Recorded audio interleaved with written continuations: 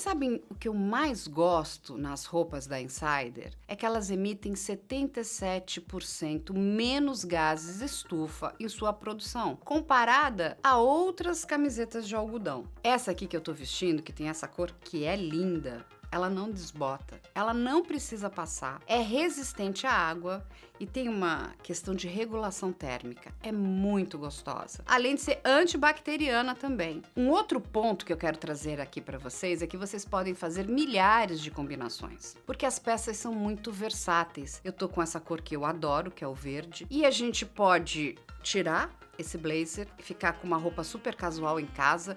Eu coloco o blazer, eu tô pronta para uma reunião, eu posso sair, ir para qualquer evento, eu posso trabalhar nas minhas tarefas de investigação, eu posso ir para academia, eu posso ir para o supermercado, eu posso fazer o que eu quiser, simplesmente fazendo uma troca de peças, colocando um item ou retirando outro. As roupas da Insider são muito confortáveis e são muito versáteis. E sabe o presente que a gente vai trazer aqui para vocês?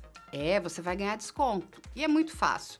Entra pelo link, coloca o cupom, o nosso cupom que vai estar aqui descrito para vocês, e você vai ganhar um presente de quem? Da Insider para você. E no final você vai receber suas peças em casa, vai se aprontar lindamente e vai sair arrasando com essa roupa incrível que a Insider fez para você. Na madrugada do dia 14 de setembro de 2024, após participarem do Festival de Pesca na cidade de Porto Esperidião, em Mato Grosso, 5 jovens foram vítimas de sequestro, extorsão e tortura. 2 irmãs, Ritiere Alves Porto e Rayane Alves Porto, foram assassinadas. Os crimes teriam sido praticados por membros da organização criminosa Comando Vermelho, após uma foto na qual as vítimas faziam um gesto de número 3, que foi interpretado como alusão à facção rival, o PCC. Rayane era candidata a vereadora de Porto Esperidião pelo Partido Republicanos, mas a Polícia Civil descartou motivação política para o crime. A investigação identificou 16 suspeitos envolvidos na barbárie, sendo 8 deles menores de idade.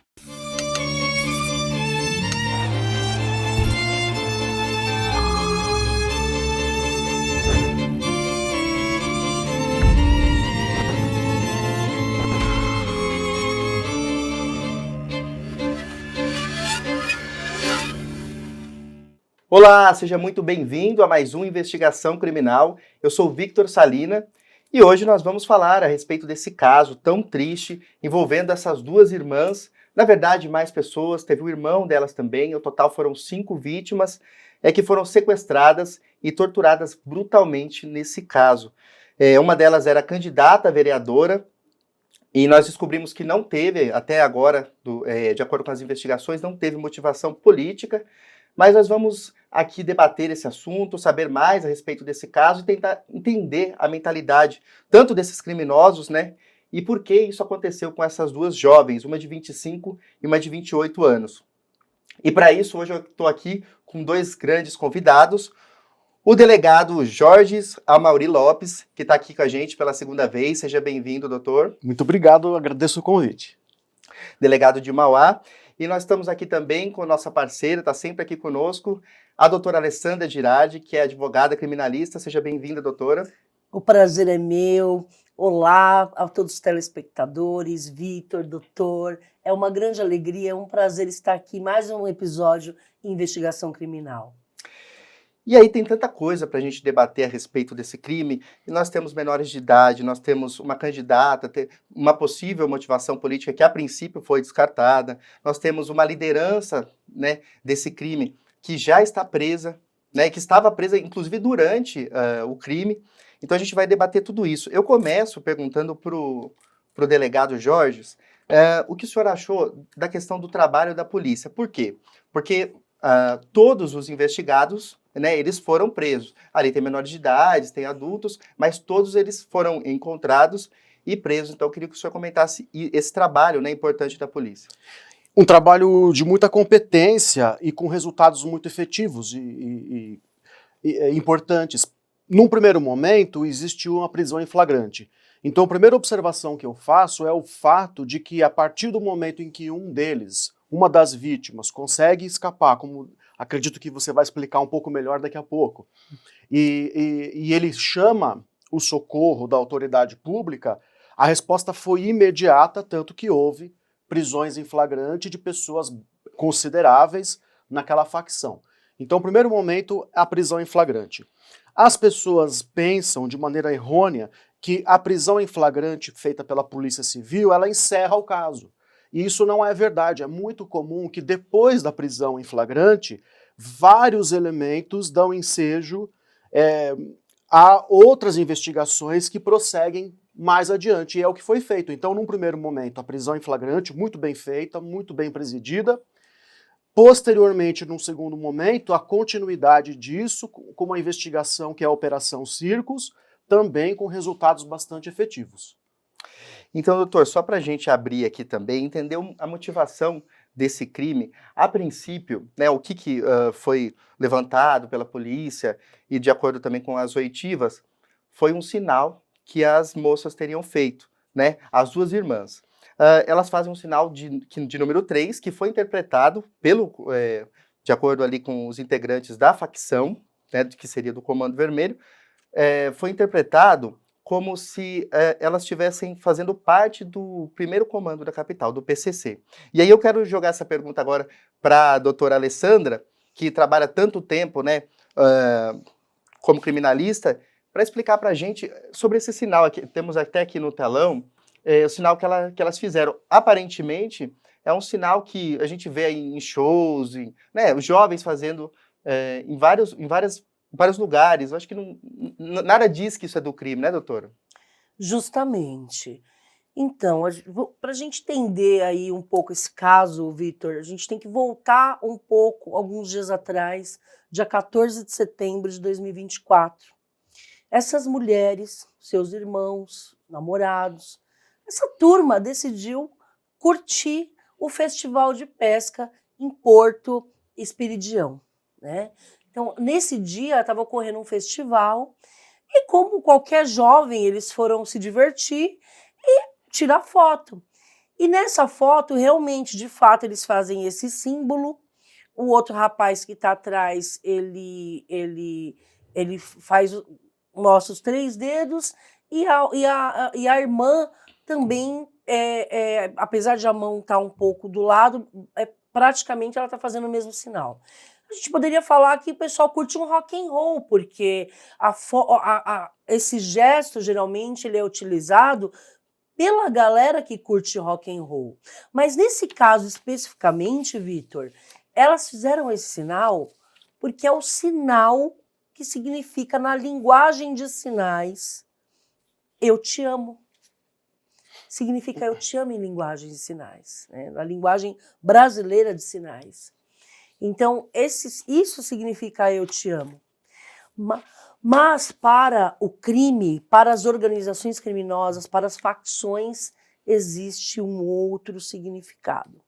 Então, para você entender, para a gente tentar contextualizar, dias antes desse crime bárbaro, a facção criminosa Comando Vermelho emitiu um comunicado através de grupos de WhatsApp, dos seus faccionados, das pessoas que integram essa ORCRIM, de que estava proibido fazer esse sinal. Foi de fato emitido, viralizado aí, que é o chamado um salve geral. Olha, o salve é que a partir de agora, não, como esse sinal se remete a uma outra facção paulista, que é o primeiro comando da capital, nós estamos proibindo todas as pessoas de fazerem essa facção. Então, como eles emitiram esse comunicado, eles entendem que todo mundo tem que acatar essa decisão dessa proibição de fazer esse sinal. Então, após esse comunicado ser emitido para o crime organizado, alguém que faz parte do crime organizado vê essa imagem nas redes sociais e elas eram influências, tinham muitos seguidores nas redes sociais. Então, alguém da facção viu, comunicou à própria facção, e aí a facção determina, olha, eu quero encontra essas mulheres, fizeram que elas estão descumprindo o que foi determinado, que é a proibição de usar esse sinal. Como elas postaram que naquele dia elas estavam no festival de pesca, foi determinada a organização criminosa, muito provavelmente determinou que fosse no encalço delas. E ali mesmo, no festival de pesca, elas foram identificadas e foi quando começa o crime. Mas respondendo a sua pergunta, por que o Comando Vermelho associa esse sinal ao primeiro comando da capital, Vitor? Eu, de fato, eu vou falar pela minha experiência, você sabe, fui investigadora de polícia, advogada criminalista, atuo no processo penal há mais de 27 anos e já atuei, já tive clientes acusados de integrarem organização criminosa e, inclusive, antes de vir aqui gravar, fiz algumas consultas a alguns clientes para perguntar sobre, de fato, se há como associar esse gesto à própria organização, e a resposta que eu tive que foi não. Não há dentro da ORCRIM, dessa ORCRIM, né, primeiro comando da capital, um símbolo que remeta um sinal de que esse sinal significa que eu sou de determinada facção. Isso não existe. O que há no primeiro comando da capital é um código que desde a sua fundação, na época lá atrás de Carandiru, eles utilizam o código que significa primeiro comando da capital, o 1533. O 15 significa a 15ª letra do alfabeto, eles tiraram o F, tá, pessoal? Esse sim, esse eles sim. tiraram o K, eles tiraram o K, né? Porque A, B, C, D, E, F, G, H, I, J, aí eles pulam o K, L, M, N, O, P. Então existe um 15, código. Existe um código. O 15, que é o P, e o 3, ABC, C, ABC, C. 1533 nada mais significa do que as siglas do primeiro comando da capital, código 1533. Então, há sim, de fato, esse código, desde a criação do primeiro comando da capital, em São Paulo, e há essa referência do número 1533. Mas nesse caso nosso aqui, que nós vamos estudar hoje, ele não tem referência direta. Essas moças são vítimas, são mulheres que são trabalhadoras, são empresárias do meio artístico, trabalham no ramo de circense, administram um circo lá na cidade, né? E são influencers, uma candidata a vereadora nessa eleição de 2024. Então, eu entendo que elas não fizeram referência, até pela própria natureza, pelo perfil das vítimas, não indica que elas faziam parte de organização criminosa. E também não acredito, como você disse no início, que há motivação política. Porque, doutora, inclusive, onde acontece esse cerco, é ali na Praça Beira Rio, né, que fica no centro ali de Porto Esperidião. Então, o que acontece? Desde aquele momento, já há uma ligação de vídeo, a gente vai falar disso mais pra frente também.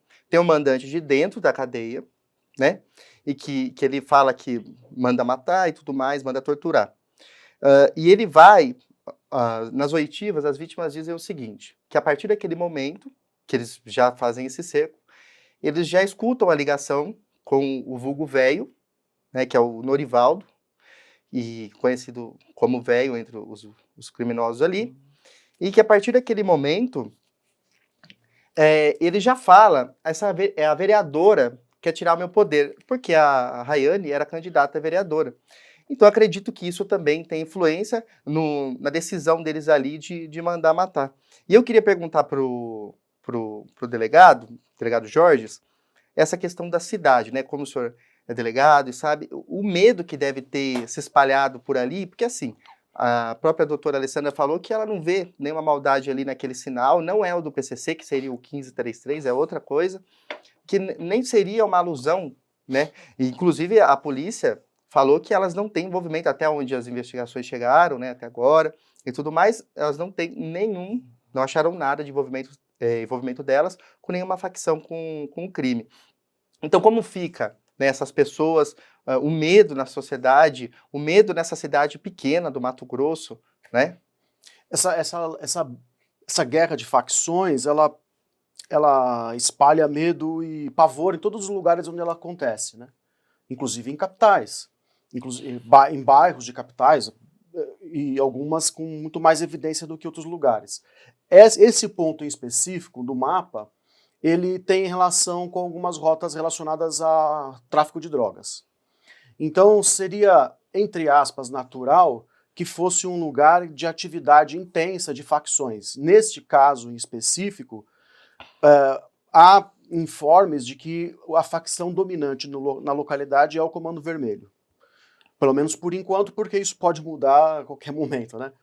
Então, quando você tem só uma facção comandando o local do tráfico, eventuais mortes e violências que acontecem, eles são mortes mais internas, que acabam não tendo tanta reverberação dessa forma, né? Agora, quando já outras facções entram, ainda que supostamente entrassem, né, porque nada indica que tivesse qualquer ligação real com o PCC, mas ainda assim, no imaginário, na mente daqueles do Comando Vermelho, eram algumas pessoas que estariam, se não faccionadas, mas pelo menos defendendo um dos lados dessa disputa, dessa guerra, né? Então é o suficiente para ter um tipo de ação como essa. Agora, sem dúvida, o problema todo também queria colocar é que, antes de qualquer coisa, e aí é difícil falar sem ter efetivo acesso aos autos, à investigação, e até mesmo aquilo que muitas vezes se apura, mas não vai para os autos. A primeira coisa que a gente também tem que verificar em relação a isso é se, de fato, elas tiveram alguma intenção no gesto. Porque a gente cansa de fazer fotos e que a gente faz uma série de sinais que não queremos dizer absolutamente nada, né? Absolutamente nada. Então, agora, tem uma coisa, Vitor, tem uma coisa que eu fico cismado, que é o seguinte: com certeza nós não temos acesso a algum tipo de informação que deve estar sendo apurado, enfim. Até porque existem investigações ainda em andamento e elas vão prosperar.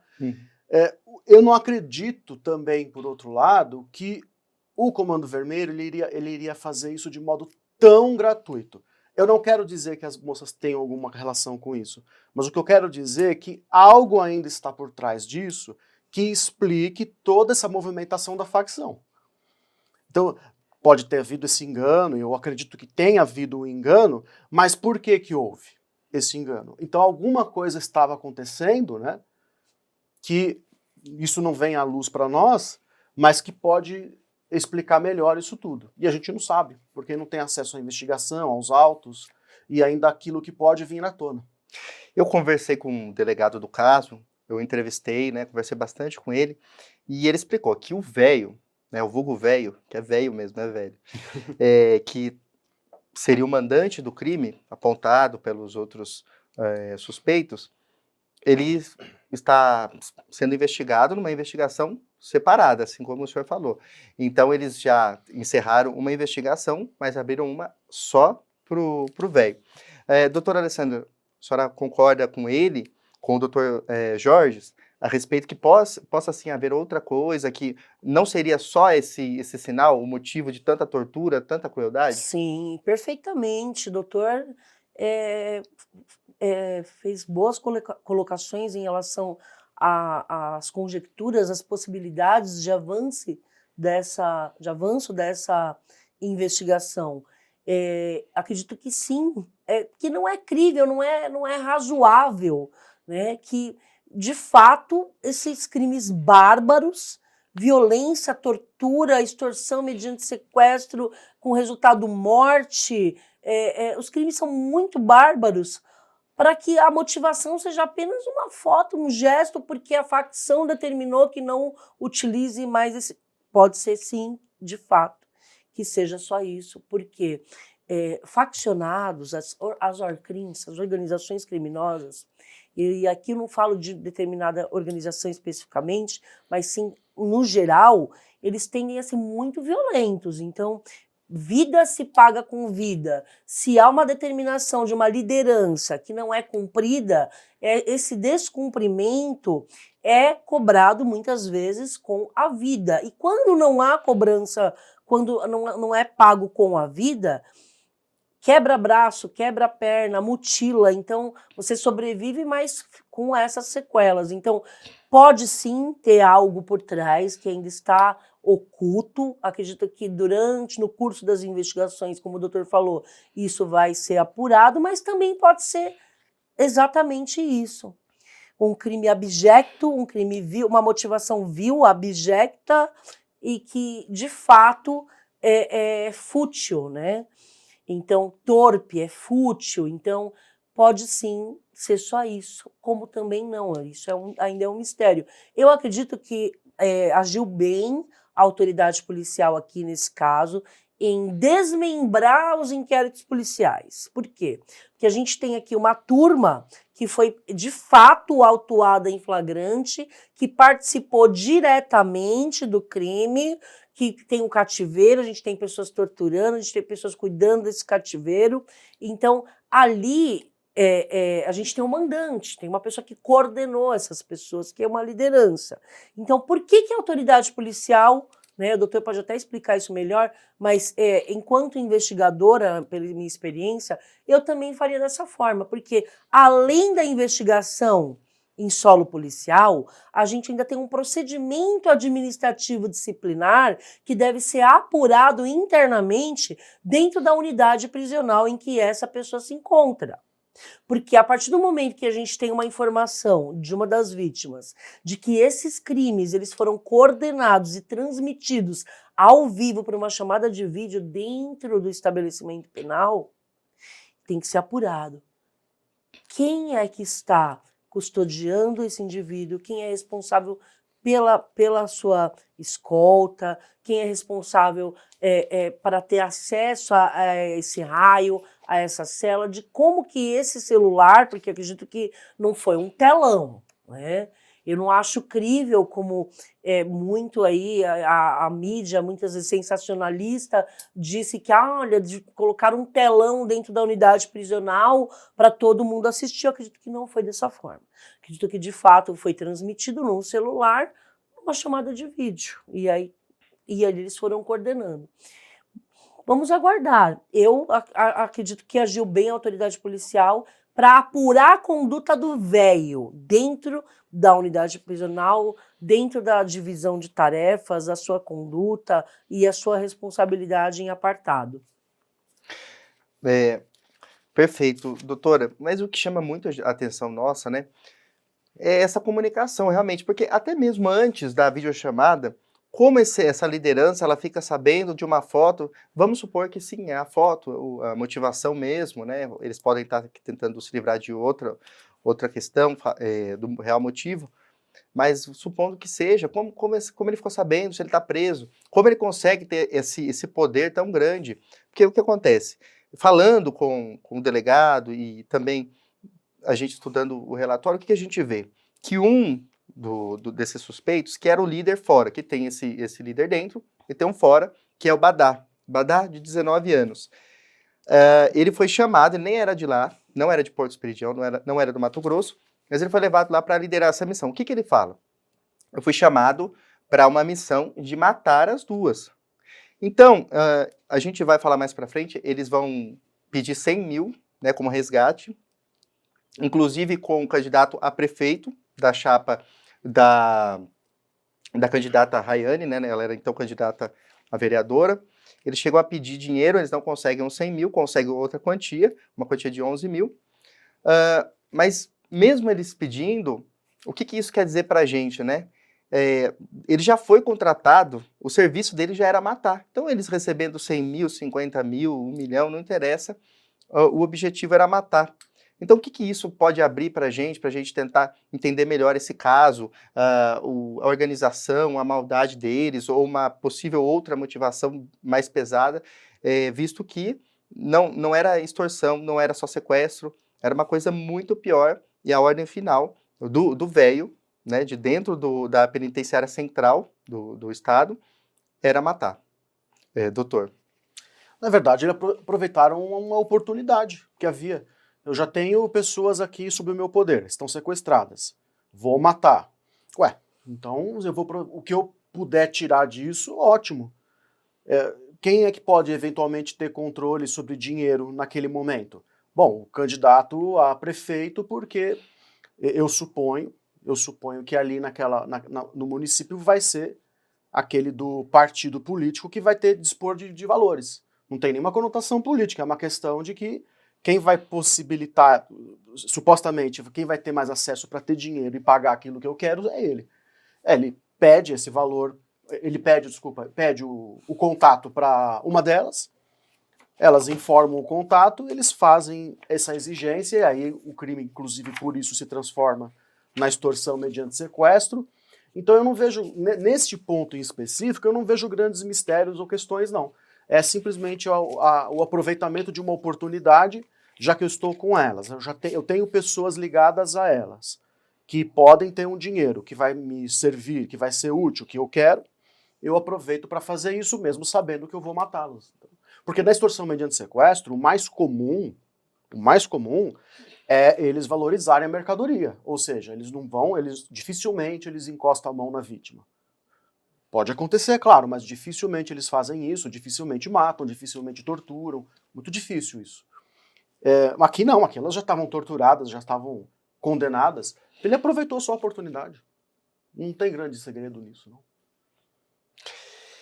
E eu separei aqui pra gente, da minha entrevista com o delegado, separei alguns trechos para mostrar aqui, para vocês entenderem melhor todo o contexto disso que está acontecendo, vocês de casa também.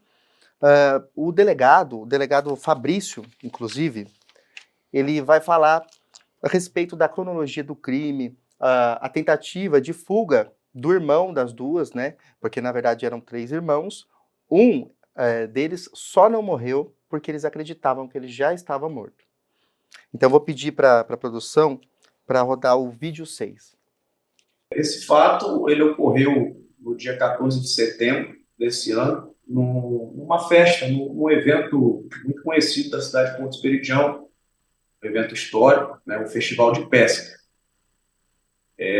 As vítimas estavam nesse evento e lá elas foram abordadas por um grupo de criminosos de uma conhecida facção criminosa, uma conhecida organização criminosa que atua aqui na região.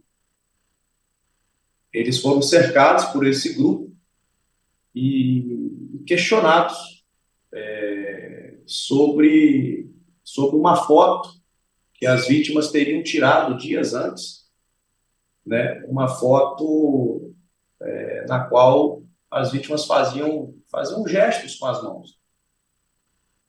E esses bandidos, eles interpretaram que esses gestos seriam uma apologia, uma identificação a uma organização criminosa rival. E a partir de então, eles foram cercados, foram coagidos a entregar os aparelhos celulares e entregarem as senhas a esses criminosos, para que eles pudessem confirmar se as vítimas tinham algum tipo de envolvimento, né, com esse grupo rival. E elas foram coagidas a se dirigirem até uma casa. Eles foram obrigados a ir até essa casa para que conversassem, né, com o chefe do grupo, né, por chamada de vídeo. E a partir de então, nessa casa foi onde os fatos, né, as torturas, a violência, as extorsões ocorreram. Chegando ao local,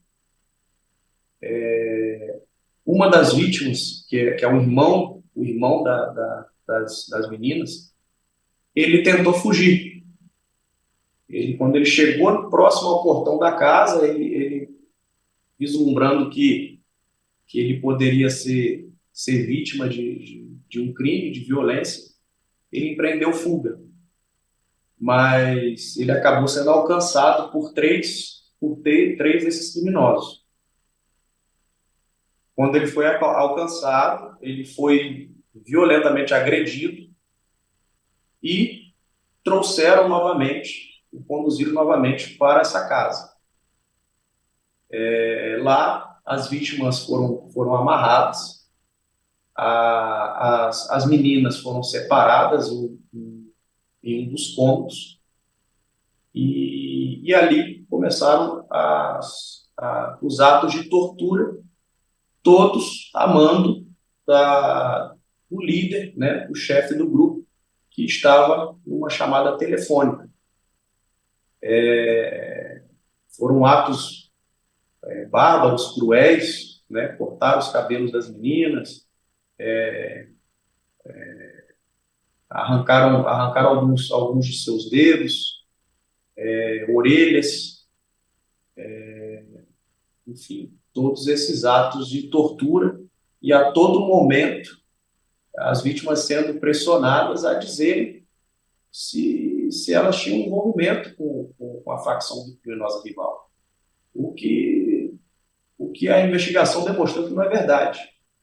As vítimas não têm nenhum envolvimento, nunca tiveram nenhum envolvimento com o crime ou com qualquer tipo de facção criminosa. Não houve motivação política, foi o que as nossas investigações demonstraram, apesar de uma das jovens, essa jovem ela é candidata a vereadora na cidade. E o seu irmão, inclusive, ele veio para a cidade de Porto Esperidião para ajudá-la na campanha. Os 3 irmãos estavam morando juntos e trabalhando na campanha dessa jovem. Mas não teve nenhuma questão política. O estopim da violência foi essa fotografia que fez com que as vítimas fossem confundidas com um grupo rival. E aí elas foram levadas a essa casa para passar por um verdadeiro interrogatório, um verdadeiro tribunal do crime, né? E naquele momento,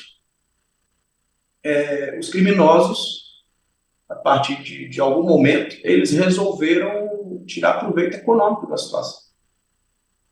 Eles passaram a extorquir as vítimas. Então, como nós vimos aí, como o delegado bem colocou, ele aponta a tentativa de fuga do Webster, que é muito triste, porque por pouco, né, ele não conseguiu ali ter buscado ajuda mais cedo. E isso assusta muita gente, porque a gente vê uma divisão de tarefas ali, né, na organização. Doutora Alessandra, como que funciona isso, né? Porque nós tínhamos ali 15 pessoas, melhor, 14, porque um dos investigados, o Matheus, ele participa do cerco, mas ele não está na casa, né? E são 16 ao todo, o velho está preso já. Já estava preso no momento. Então, como que a gente vê isso? Porque, de acordo com o relatório, tem aquele que arrancava os dedos, tem aquele que fazia as ligações, o que tinha contato com o velho dentro da penitenciária. Então, como que essa capacidade de organização, e incluindo homens, mulheres, como é que funciona isso? Sim. Mesmo que a autoridade policial ela tenha individualizado a conduta de cada um, por exemplo, a gente tem aqui no que a gente teve acesso, né, das informações dessa investigação, a gente tem um indivíduo, o Matheus, que apesar de ele ter participado do arrebatamento das vítimas, ele não chega nem aí até esse imóvel, até essa casa, né? Então a gente já tem ele já excluído de parte dessas condutas, né? Agora, a grande maioria aqui, né, que é o Gordinho, o Badá, o MD, o Kaká, o TR, o Neguinho, a Rosicléia, o Velho, que é o que está preso, e os menores também, todos eles vão responder pelas mesmas condutas. Então, o fato de um dos indivíduos ter amputado, ter cortado o dedo, ter cortado a orelha, ter torturado, ter, né, feito essas atrocidades, os outros também vão responder da mesma forma. Então, nós temos 2 vítimas, apenas um degolou uma das vítimas, apenas um deles segurou a faca que ceifou a vida da outra vítima, mas todos vão responder pelas mesmas condutas praticadas, porque de fato eles se uniram ali com o mesmo objetivo, que era tirar a vida dessas mulheres. Então, não há como a facção falar, olha, você vai cometer o crime. Não, foi feito, na verdade, eles fizeram, como que eu posso dizer? Eles solicitaram apoio. Então, olha, você vai liderar a missão. A missão que você vai pro Badá. O Badá era o líder ali, você vai liderar a missão. E o Badá fez o quê? Ele recrutou as pessoas que iriam participar dessa missão. Então, a partir do momento que essas pessoas, muitos ali tinham acabado de ser batizados, o que a gente vê aqui, a idade das pessoas que estão envolvidas nesse crime, Tem né, até de doutor? 14 anos. São pessoas muito jovens, vários menores de idade, e os maiores com tenra idade, 19 anos, 20 anos, 18 anos. Então, a gente vê que é um pessoal muito jovem, muito imaturo, e que na ânsia ali, talvez, de pertencer àquela facção, de falar, eu sou do Comando Vermelho, né?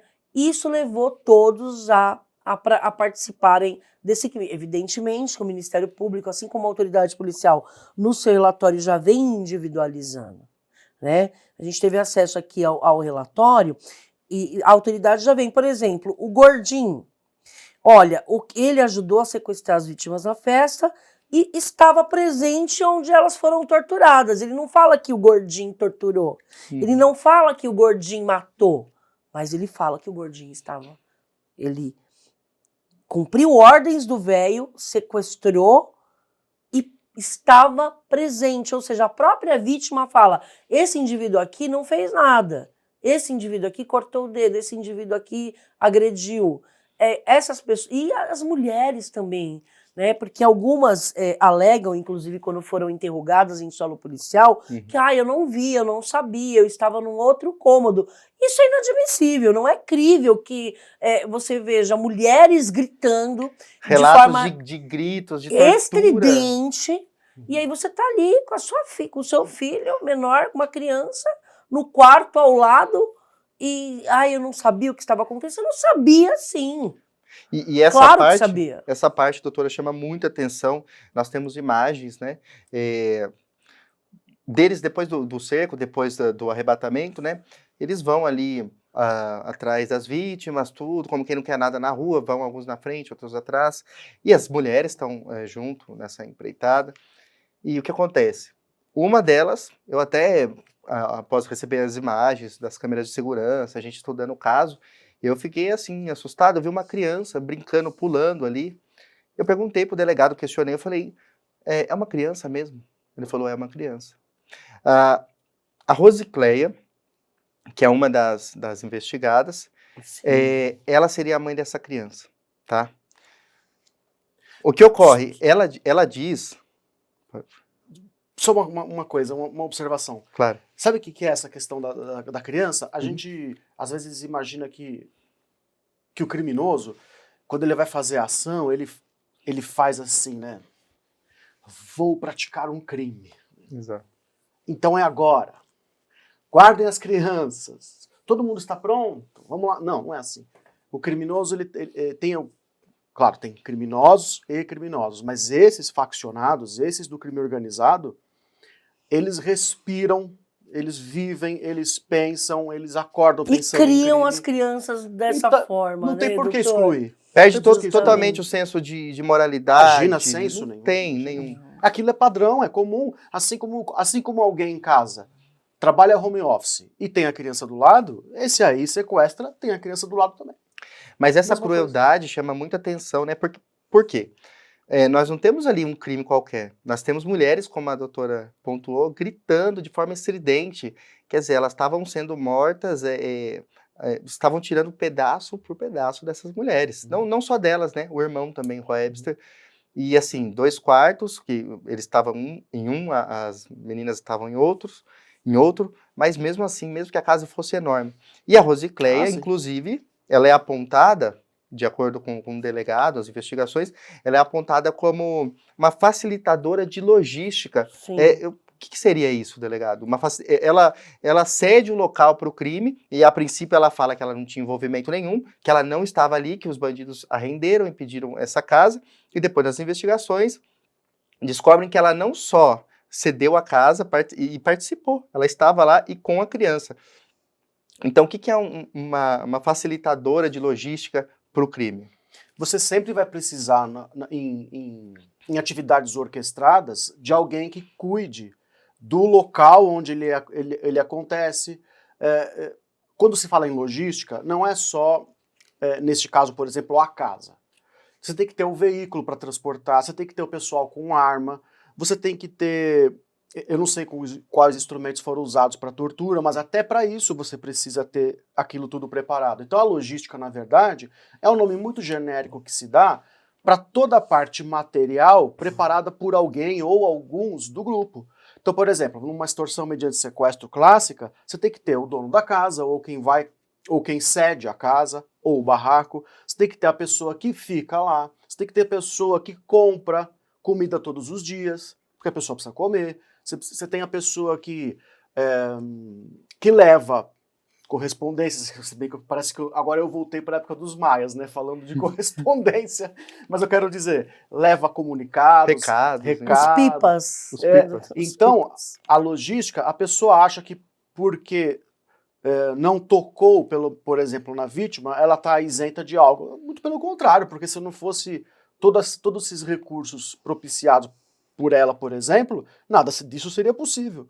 Então, como a doutora falou muito bem, essas pessoas que podem não ter feito a degola, que podem não ter cortado o dedo, mas ela deu todas as condições materiais necessárias para que isso acontecesse. Então vão responder exatamente pelos mesmos crimes, e vou falar mais, hein?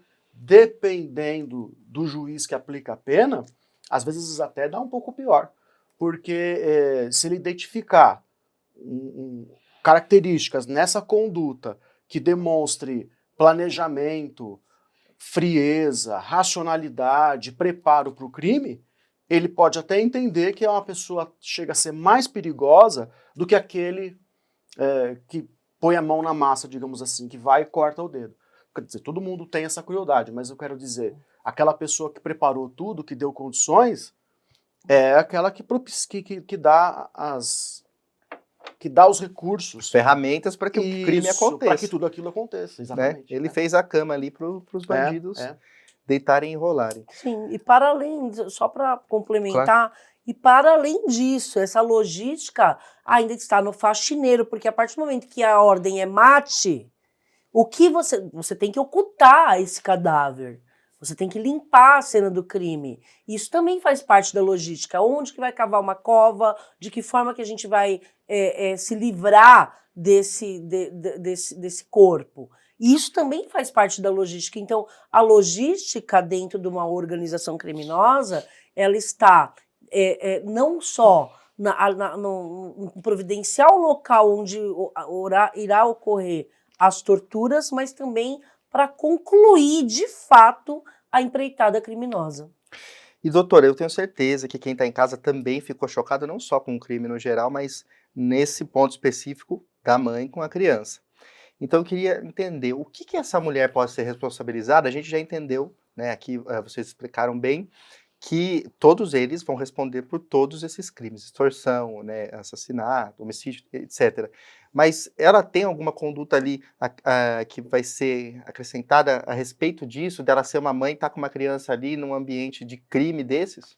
Para além das questões criminais, que ela já vai responder ali, então a gente tem aqui extorsão mediante sequestro com resultado morte, a gente tem extorsão mediante sequestro qualificada por lesão de natureza grave das vítimas sobreviventes, né? A gente tem a extorsão simples, a gente tem a tortura, a gente tem a organização criminosa. Para além desses crimes, essa mãe que está com aquela criança ali ainda tem consequências jurídicas na esfera civil, na esfera familiar, porque ela pode justamente, inclusive, caso seja reivindicado ao de algum familiar, ela pode perder a guarda dessa criança, inclusive para o próprio Estado. Porque se não há ninguém para acolher essa criança, para assumir essa guarda, a partir do momento que ela está custodiada, e aqui é muita cadeia para tirar. Com certeza, um juiz, na hora de aplicar dosimetria da pena, vai considerar as circunstâncias pelas quais esse crime foi praticado. Então, pena acima do mínimo legal, causas de aumento, qualificadoras, as próprias circunstâncias judiciais são extremamente desfavoráveis. Mesmo que a gente esteja tratando aqui de pessoas que são primárias juridicamente, que não tenham nenhuma condenação, mesmo assim acho muito difícil pena aqui ser fixada no mínimo. Então, essa mulher, além da conduta que ela vai responder criminalmente, ela ainda tem essa consequência na esfera civil, pode perder-se de fato o contato, né, a guarda dessa criança. E tem um crime de corrupção de menores também, porque a prática do crime na presença da criança também vai para esse crime. Lembrando que a gente está falando aqui, doutor, de um crime que foi praticado entre 1h40 da manhã e 4 horas da manhã. Foram 3 horas de tortura sem na parar. madrugada é comum, esse é um horário de silêncio.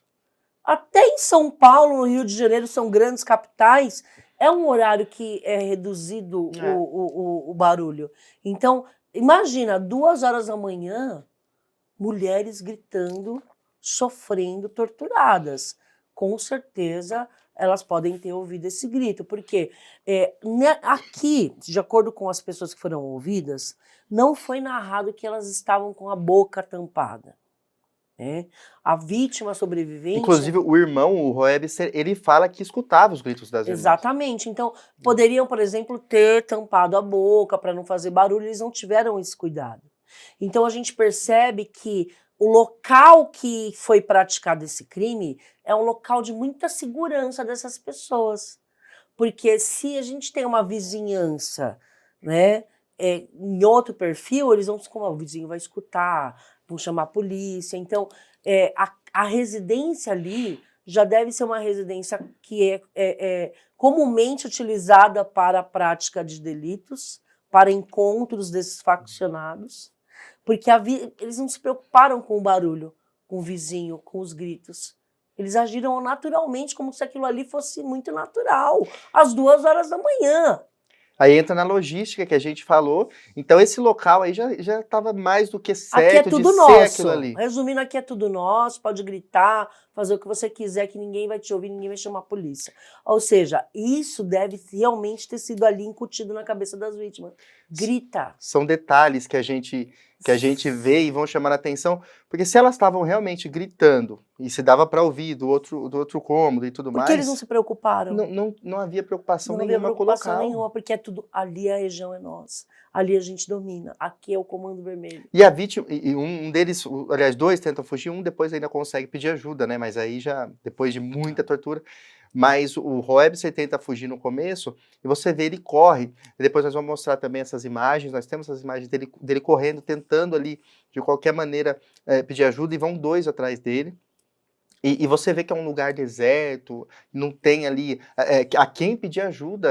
Foi muito bem escolhido, né, doutor, esse local para eles? Sim, exatamente, justamente. Foi muito bem escolhido não só pela Rosiclé, que disponibilizou o local, porque eles sabiam que ali, a região ali é dominada pelo Comando Vermelho. Aqui você pode gritar, fazer o escândalo que você quiser, que ninguém aqui vai chamar a polícia. Ninguém é louco de fazer isso, porque sabe que vai morrer também.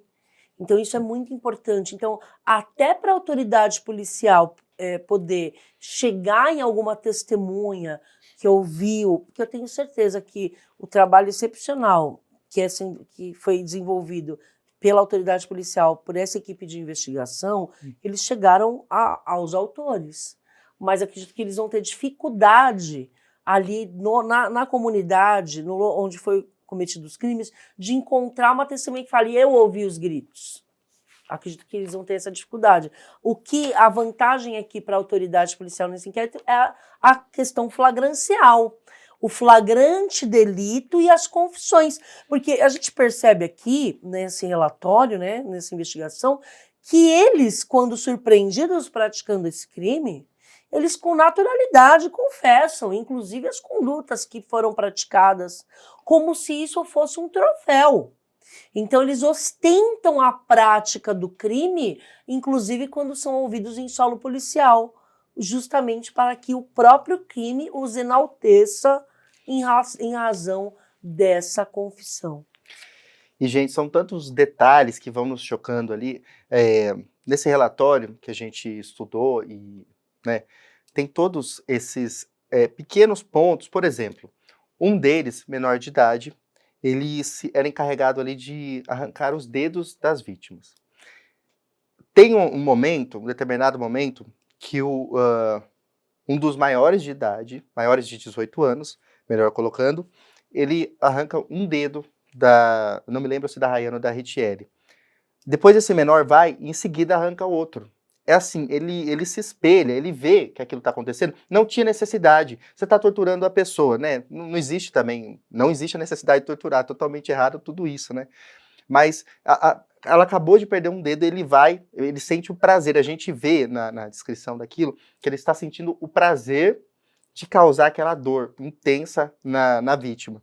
E aí eu queria perguntar pro Dr. Jorge, como delegado, à frente de muitas investigações, como que funciona essa cooptação, né? Por que salta aos olhos de alguns jovens, a gente vê 14, 15, 17 anos, de entrar nesse mundo tão obscuro, né? E que não tem, jamais vai ter um resultado bom, ou é morte ou é cadeia, né?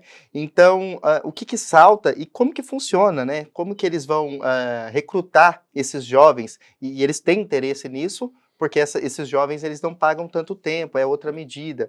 Como que funciona, doutor? Na verdade, não chega a ser nem necessário que eles saiam para recrutar. De maneira espontânea, o jovem ele já começa a participar disso. Dependendo da facção, já me chegou que em alguns momentos, eu não sei se isso ainda está válido, tá? Eu não sei. Uhum. Mas havia um tempo que os menores estavam proibidos de serem faccionados numa determinada. No Comando Vermelho, eu não tenho esse conhecimento, até porque eles não atuam muito em São Paulo, então eu não tenho essa experiência de investigar o comando. De qualquer maneira, a primeira questão que chama atenção é que o menor enxerga a possibilidade de uma carreira na facção, né? Além da carreira criminal que ele pode seguir, como se fosse uma grande empresa, quando ele faz parte disso, ele se sente integrado e se sente fazendo parte de algo maior do que ele mesmo, que é uma organização. Então isso tudo faz muita diferença para ele, como um sentido de vida.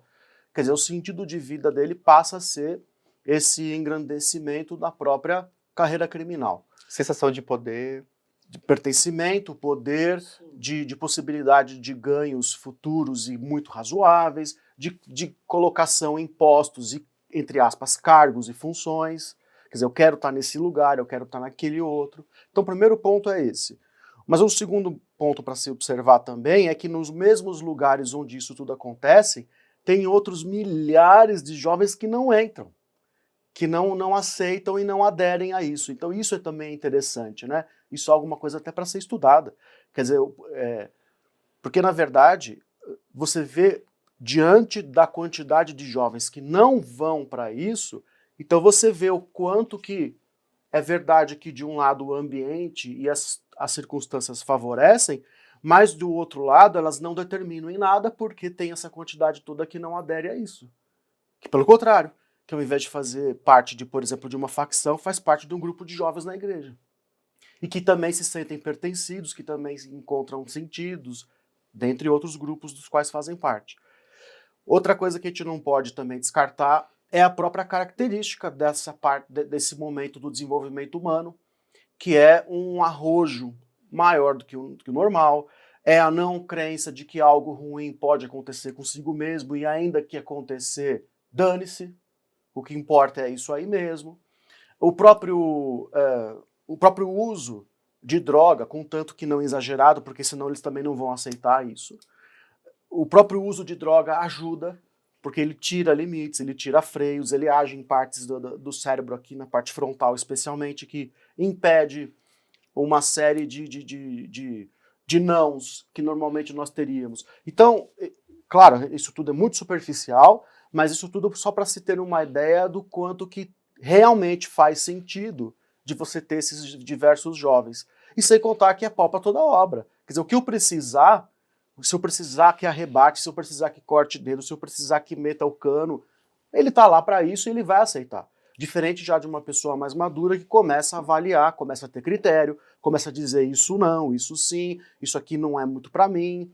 Então, faz muito sentido esses menores todos neste meio e fazendo esse tipo de atividade. Agora, doutora, com certeza, né, o pessoal de casa está horrorizado com toda essa história e com o envolvimento de tantos jovens. Se a gente pegar, é metade, né? 50% dessa organização aí composta de jovens menores de 18 anos. E qual é a responsabilização desses jovens? Né? A gente fala, mas eles não pagam, não vai acontecer nada. Eu queria que você explicasse como que funciona esse caráter de uma equiparação ao crime, mas não é crime, e se eles pagam por isso também. Sim. Antes de falar dos menores, só o adendo que os maiores serão responsabilizados também em razão das condutas praticadas pelos menores nos termos do Estatuto da Criança e do Adolescente. É crime do ECA, corrupção de menores. E os menores, enquanto menores, eles são inimputáveis, de fato. Né? A gente fala que menor não é preso, menor é apreendido. Então, esses menores eles já estão apreendidos, né, numa instituição específica para acolher menores em conflito com a lei, que é o caso aqui, e eles serão acompanhados por assistente social, por psicólogos e estarão internados. Também serão submetidos ao crivo judicial, então a gente terá um juiz aí, uma juíza da vara da infância e da juventude daquela comarca, e vai ter uma audiência parecida com o rito comum. Então, vai ter uma audiência, vou ouvir os policiais, vou ouvir as testemunhas, e aí no final eles muito provavelmente vão ser internados. Então, geralmente o prazo máximo de internação é de 3 anos, mas esses 3 anos, dependendo da gravidade do delito, que é o caso aqui, eles vão se prorrogando. Então, a gente tem aí, por exemplo, hoje,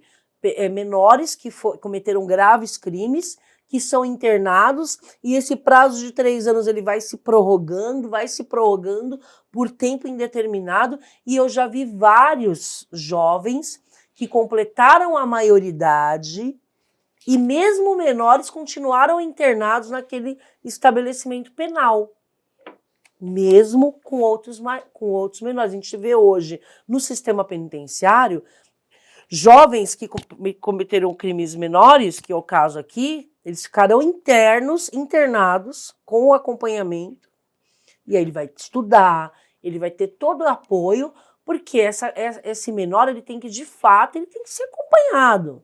De fato, ele tem que ter uma atenção especial, né? O Estado deve, de fato, acompanhar.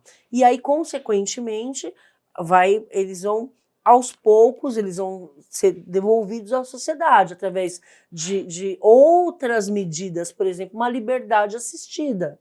Então, eles vão ter que estudar, eles vão ter que... eu acho difícil essa turminha aqui sair tão cedo da internação. Né? E que na verdade, a gente só muda o nome, mas é cadeia do mesmo jeito. É cadeia. Né? Vai ficar internado e não preso, mas vão ficar por muito tempo também. Doutora, mas bom, agora eu vou chamar aqui um vídeo, na verdade, um outro trecho da minha entrevista. Vou pedir para a produção colocar para a gente o vídeo do delegado Fabrício, o vídeo 7, que ele vai explicar aqui o crime de extorsão mediante sequestro, resultado morte, né, que é ali o principal crime apontado aqui nesse caso, e vai falar a respeito desses criminosos que foram presos. Eu tenho esse trecho aqui, então roda o vídeo 7. Não necessariamente eles receberam a ordem imediata de matar. Até porque eles poderiam ter feito isso na festa mesmo, ou em outra ocasião de surpresa.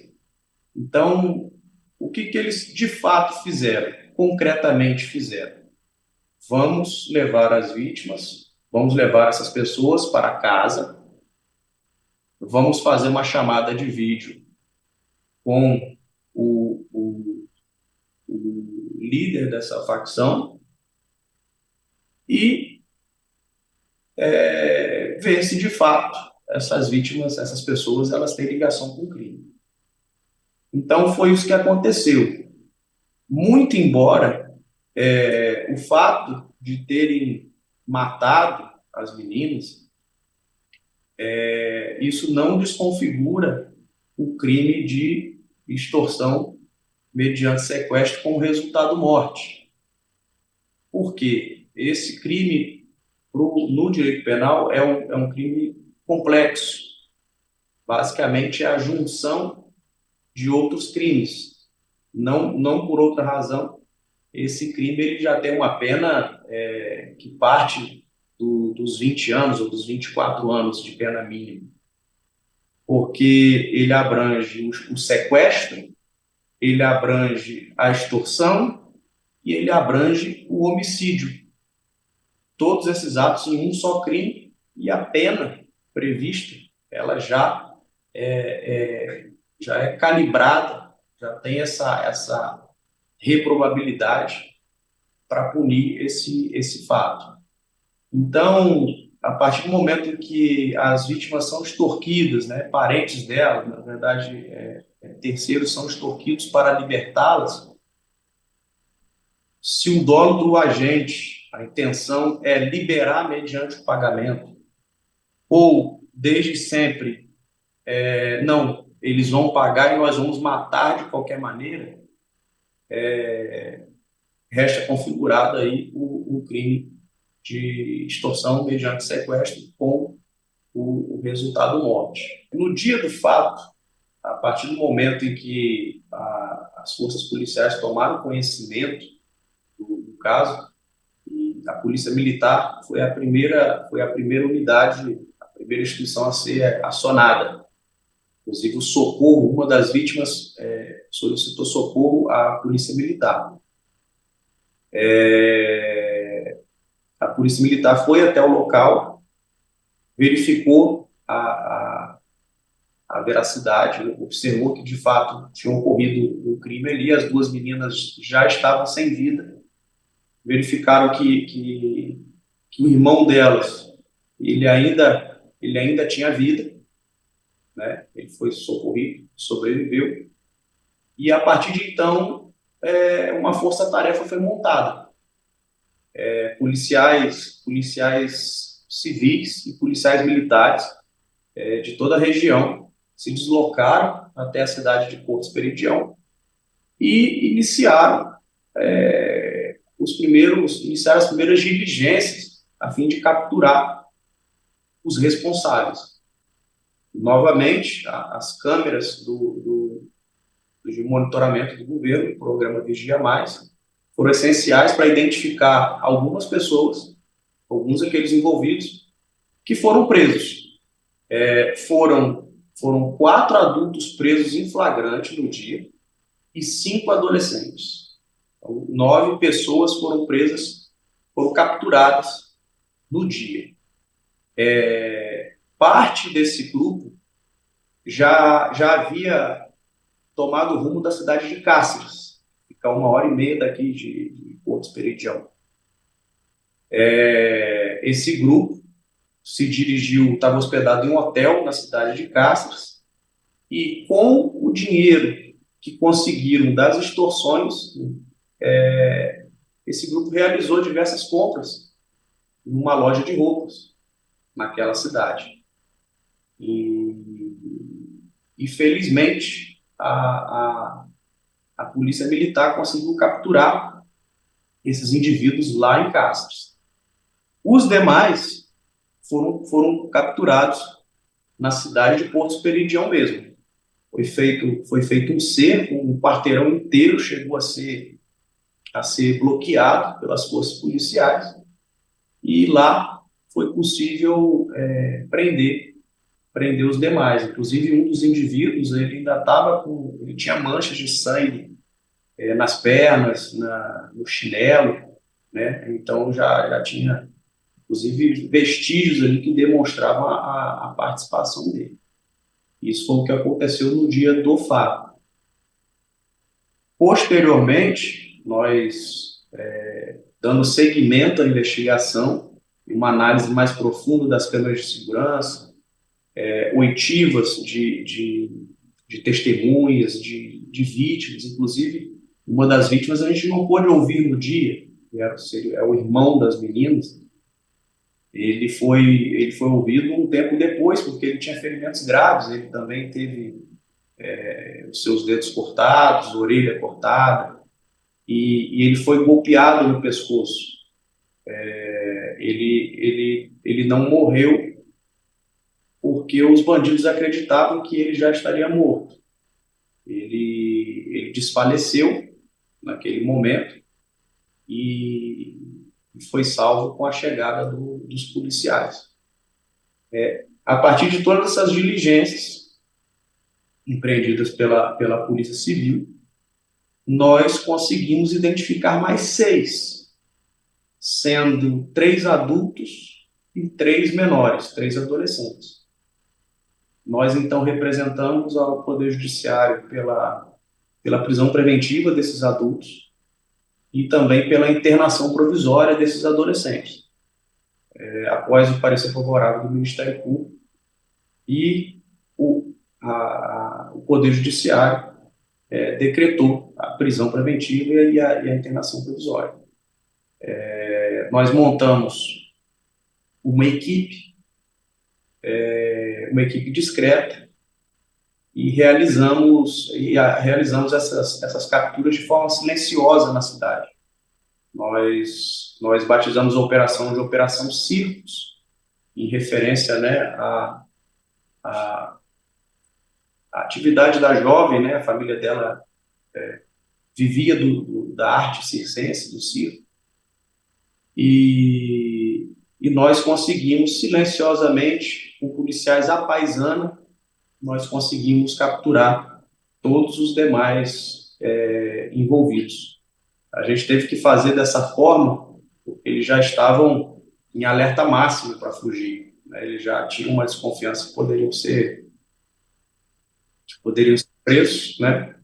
E, felizmente, nós conseguimos capturar todos. Tá aí o vídeo do delegado Dr. Fabrício Garcia. Muito obrigado, delegado, agradecendo aqui mais uma vez pela sua entrevista, aqui elucidando a todos nós aqui a respeito desse caso.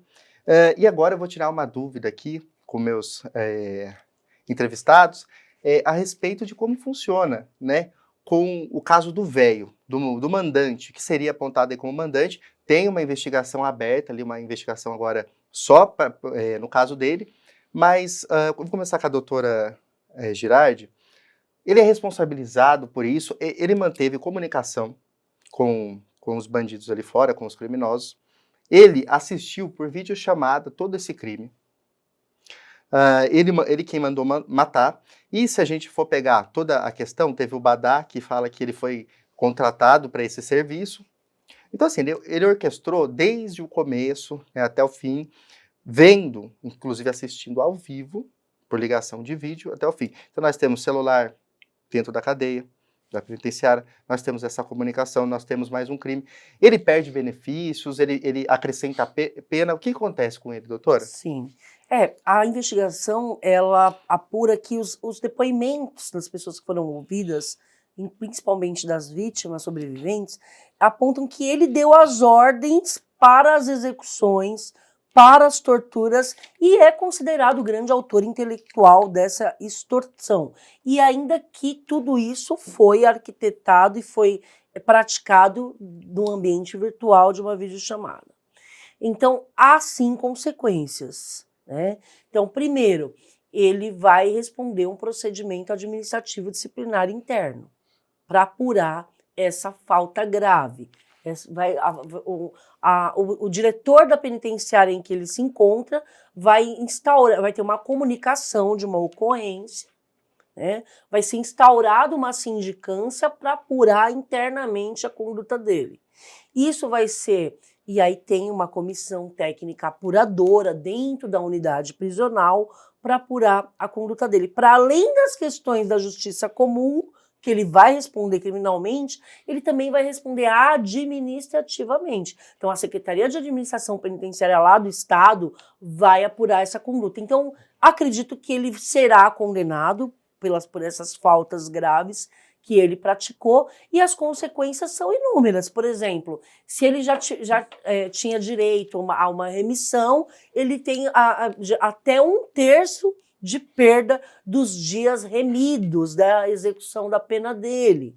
Então, por exemplo, a título de progressão de regime, se ele tivesse um marco para determinar ali qual que era o marco inicial para que ele cumprisse 2/5 ou 3/5, enfim, determinada fração para progredir de regime, esse marco para a contagem dos lapsos dele para progressão de regime passam a ser computados a partir do momento que ele cumpre essa falta grave. Então, muda também toda a questão matemática dos cálculos de pena dele para que ele possa, no caso da pena que ele cumpre, eu não estou falando desse crime, porque a gente está falando de uma pessoa que hoje encontra-se em cumprimento de pena no sistema penitenciário. Então, as consequências desses atos, elas vão retroagir para o cumprimento dessa pena que ele está hoje cumprindo. Então, de qualquer forma, ele vai sim ser responsabilizado, mesmo já estando preso. Sim, vai ter reflexo na pena que ele cumpre, vai ter o reflexo de uma nova ação penal e mais o reflexo administrativo, disciplinar, porque muito provavelmente a conduta carcerária dele vai ser péssima, vai ter um isolamento, acredito que ele já está hoje no isolamento preventivo, porque quando ocorre esse tipo de delito, o diretor, né, de disciplina, o diretor da unidade prisional, ele já isola aquele indivíduo do convívio dos demais. Então, ele já deve estar hoje em isolamento preventivo. Perfeito. Agora, doutor, será que é possível, gente? As investigações, elas vão partir por esse lado também, por exemplo, será que havia algum facilitador ali dentro da penitenciária, ou alguém que foi visitar, algum advogado, alguém que facilitou que ele tenha esse nível de comunicação ali fora? É uma videochamada, né? Não é nem aquele pontinho, uma gambiarra ali de um celular, é uma videochamada, ele conseguiu ver. Então, as investigações também vão partir para ver se tem alguém ali facilitando dentro da penitenciária? Elas partem, mas a gente tem que verificar a estratégia do delegado que vai presidir o inquérito, no seguinte sentido.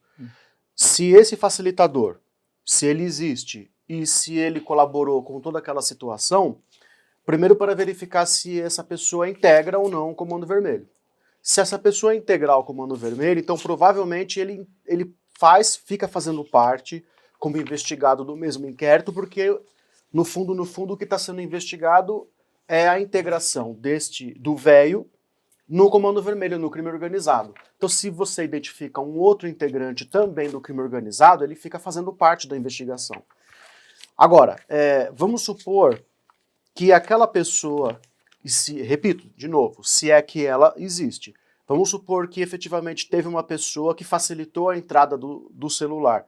Se ela não tinha a mínima noção de que tudo isso estivesse acontecendo, até porque, por exemplo, pode ter acontecido, se alguém facilitou, que a entrada disso se deu há meses. Então, a pessoa nem imaginava que isso ia acontecer. Então, eu faria assim que eu vou falar. Eu não posso falar nada pelo Dr. Fabrício. Mas eu faria o seguinte, eu destacaria mais um outro inquérito, ficaria só com o véio aqui, eventuais integrantes do comando, e essa conduta, essa eventual ou suposta conduta de alguém que tenha facilitado a entrada do celular, vira um crime à parte, a ser apurado também à parte, entendeu? No aspecto criminal, porque no aspecto administrativo, quer dizer, se ele vai ser mandado embora ou não, vai ter alguma pena ou não, é uma questão interna do sistema penitenciário e dos órgãos aos quais ele está vinculado. O que o delegado pode e deve fazer é apurar se existiu alguma pessoa que facilitou e apurar esse crime. Mas você entendeu o que eu quero dizer? Sim. Então, se você vincula esse indivíduo ao Comando Vermelho e também se ele soube do que estava acontecendo ali com aquelas moças, com as vítimas, tudo bem, fica tudo no mesmo inquérito, apura junto, indicia junto, etc. Mas eu repito, se de repente essa pessoa, que se for identificada, verifica-se que ela colocou aquele celular dias antes, meses até, então ele não tem, na verdade, envolvimento com aquilo tudo, porque para a pessoa responder por alguma coisa, ela pelo menos tem que ter contribuído de alguma maneira consciente daquilo, que não seria o caso, entende? Então ele não poderia responder por aquilo que pode vir a acontecer daqui a um tempo no futuro. Então ele responderia por este crime funcional de ter colocado ou facilitado a entrada, mas numa situação apartada, porque senão você bagunça, você tumultua o procedimento, isso não é legal não. Mas isso depende da estratégia do delegado que preside. Ele pode ter um outro entendimento, ele pode ver as coisas de outra forma. E até de uma maneira muito melhor do que eu, porque eu não estou na situação, né? E ele sim, ele está. Doutor, e a gente sempre vê, né? Um crime está sempre interligado, a gente vai cavando e vai achando outras coisas. E essa questão de ter um facilitador ou não, aí é mais uma dor de cabeça, mais uma brecha ali para abrir ainda mais essa investigação. Quer dizer, é uma coisa que vai demorar bastante ainda para a gente entender exatamente tudo o que aconteceu ali. A gente sabe agora por cima, o relatório final, já temos ali os suspeitos presos, né? Mas ainda tem muita coisa que pode ser descoberta, né, doutora? Sim, e é muito comum o celular dentro dos presídios. Infelizmente, essa é uma realidade, é uma falha do nosso sistema prisional brasileiro. Não estou falando só lá do Mato Grosso, mas no Brasil inteiro. Eu mesma já recebi ligações de clientes. Eu falei, tá me ligando? Da onde? Saiu? Como assim? O juiz deferiu meu pedido de liberdade, eu não estou sabendo? Não, ele estava me ligando, como várias vezes isso aconteceu na minha carreira. Várias vezes eu recebi ligações do meu cliente preso. E aí, na hora, eu derrubo e aí falo para a família, não quero saber, não me liga, eu não quero ter problema, porque a gente acaba compactuando de uma certa forma com isso, né? A gente pode ser penalizado recebendo, então, a ligação. Eu nunca tive problema, mas eu me pauto pela ética profissional. Com certeza. Então eu já desligo e comunico à família, fala, não quero que entre em contato comigo, não quero saber. Enfim, quando quiser falar comigo, manda recado, eu vou até lá, eu chamo uma videoconferência. Mas essa é a realidade. Então, muitas vezes, a gente também não pode só culpar o familiar. Ah, foi a esposa que colocou o celular dentro da vagina para entrar no sistema prisional. Hoje, 99% das unidades prisionais já tem o scanner. Então, a visita, quando ela entra no sistema, ela passa por um scanner que vê até a sua alma. Na verdade, né? Eu mesmo passo direto em scanner, dá para ver tudo, de fato, dá para ver tudo. Se você tem um absorvente na sua calcinha, como mulher, aparece no monitor. Então, muitas vezes, o aparelho celular, o entorpecente, né, o ilícito, quando ele ingressa na unidade prisional, ele vem do próprio agente ali, policial penal. Muitas vezes, aquele objeto ilícito dentro da unidade prisional, ele é fruto de uma corrupção com o agente público. Não estou dizendo que é o caso aqui, evidentemente nós não temos acesso ao procedimento apuratório disciplinar na unidade prisional, mas é uma possibilidade, né? Às vezes é mais fácil entrar por um agente, por um funcionário, do que pelo próprio familiar, hoje com a fiscalização nas visitas. E eu pedi também para a perita Alessandra Moraes, também uma parceira nossa aqui, sempre conosco, para analisar esse caso, falar o que ela vê, né, de toda essa história. Nós temos ali detalhes também do laudo, de como aconteceu esse crime. Eu vou pedir para a produção rodar então esse vídeo, o vídeo 8 da perita, explicando toda essa crueldade e frieza, né? E ela apontou uma coisa muito interessante, que é a escolha dos criminosos por cometer o crime. Por quê? Você tem que escolher várias vezes, né? Você escolhe a hora que você está fazendo o cerco, o arrebatamento, E aí depois você pode desistir, pode pensar duas vezes, você escolhe a hora que você já está ali naquela casa torturando, você escolhe na hora que você fica ali, na hora que você pega de volta a pessoa que está fugindo.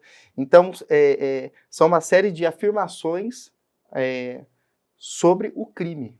A pessoa, em nenhum momento, ela tem esse arrependimento e esse tipo de decisão contrária a de não matar a pessoa, né?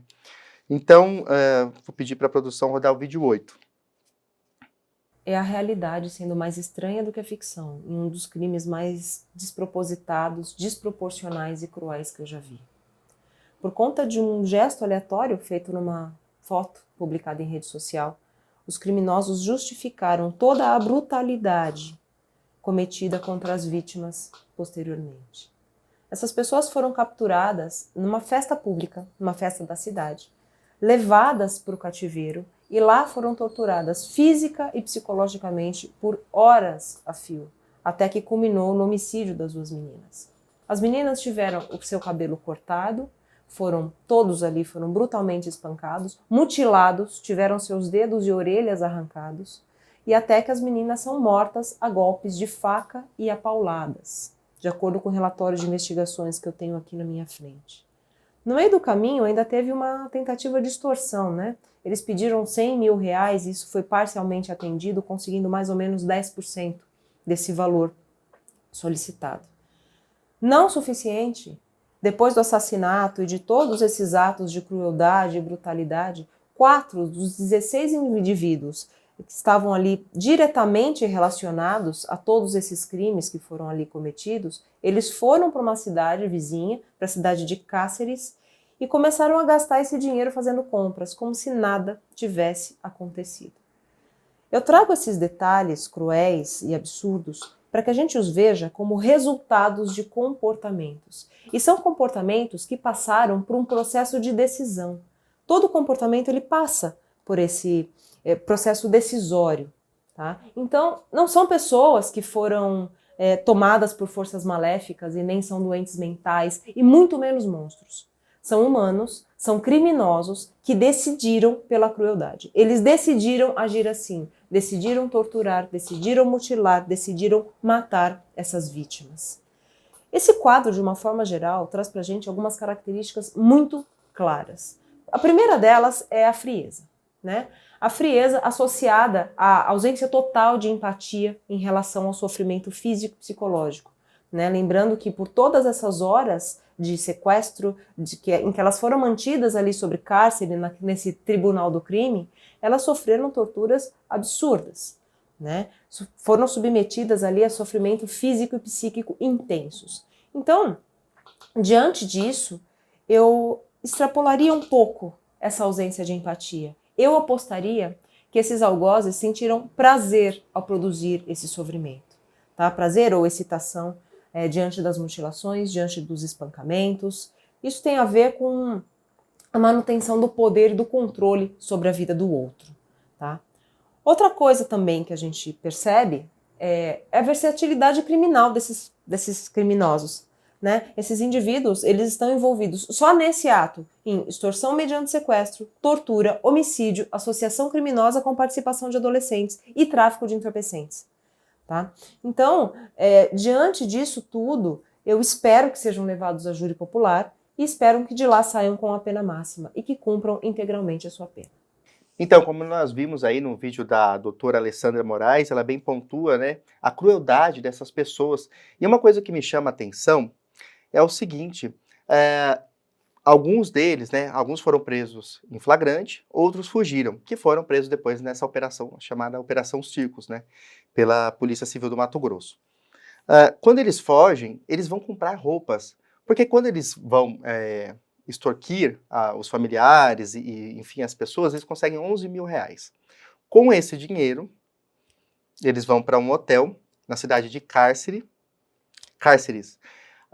e eles, antes eles compram as roupas, depois eles vão se hospedar lá, né, se hospedar, entre aspas, fugir, ali onde eles são encontrados.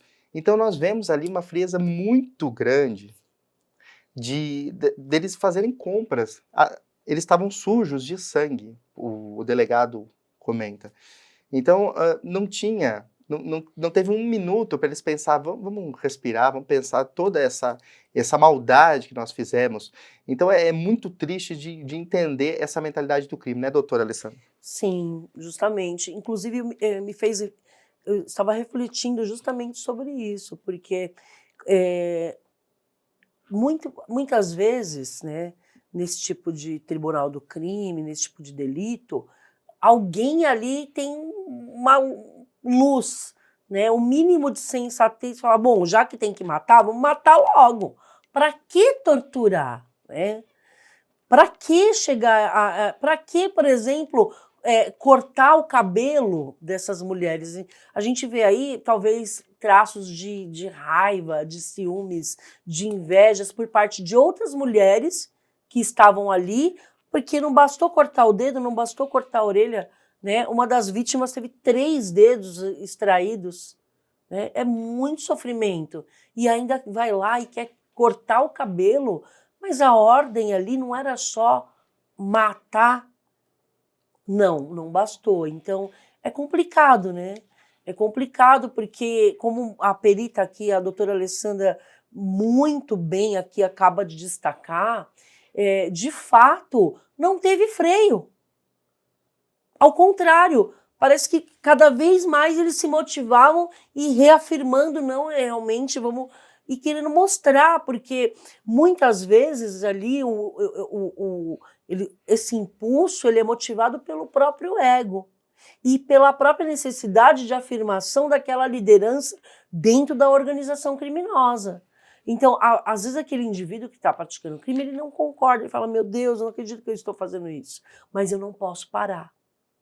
Porque se eu parar, eu tenho que demonstrar frieza, eu não posso demonstrar fraqueza, porque senão eu vou também responder pela minha fraqueza. Eu tenho que mostrar que eu sou cruel, que eu sou ruim, que eu sou frio, que eu sou calculista. E aí eles vão prosseguindo, prosseguindo, prosseguindo, sem freios. E como o doutor muito bem destacou, né? Já que a gente vai ter que tirar a vida dessas pessoas, o que eu posso subtrair? Vou tirar o sapato, vou tirar aquele tênis, vou tirar aquele relógio, faz o Pix, vou torturá-la, poder extrair o máximo de Pix que eu puder, e aí se reunir, vamos gastar dinheiro. Ah, tá sujo, não tem problema, vamos ali sair para comprar roupa. Uhul. Infelizmente, é uma realidade, acontece, né?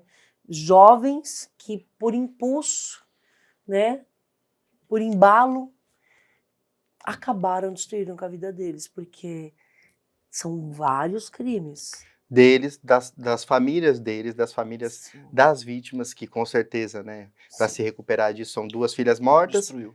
e um filho que... Traumatizado, O né? filho, ele só não foi morto porque já acharam que ele tinha sido morto, mas a tortura foi igual, orelha, dedos. E vocês veem os detalhes disso, que a gente vem pontuando aqui desde o começo. Primeiro, a gente não falou de armas de fogo. Quer dizer, o intuito era fazer sentir dor, o extremo de dor, cortando pedaço da pessoa. Tem a humilhação, a questão de cortar o cabelo.